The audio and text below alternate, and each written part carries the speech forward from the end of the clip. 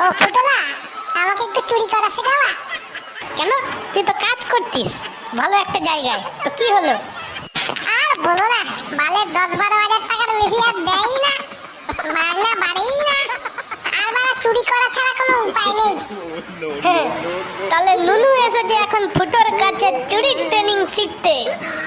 শোন, চুরি শিখতে গেলে প্রথমে কেলানি খাওয়া শিখতে হবে। হ্যাঁ, কেলানি? হ্যাঁ, তারপর ভালো দৌড়াতে জানতে হবে, ভালো লাফাতে জানতে হবে, হ্যাঁ তার সাথে ভালো অভিনয় করাও জানতে হবে। হ্যাঁ, এত কিছু জানতে হবে? এত কিছু জানলে তো আমি সরকারি চাকরি পেয়ে যেতাম। হ্যাঁ, তা তো পাবি। এই পাড়ায় 10টার বেশি ছেলে আমার থেকে ট্রেনিং নিয়ে এখন সরকারি চাকরি করছে। বলেন কি? সরকারি চাকরি মানে বুঝেছেন তো আপনারা? আর বললাম না।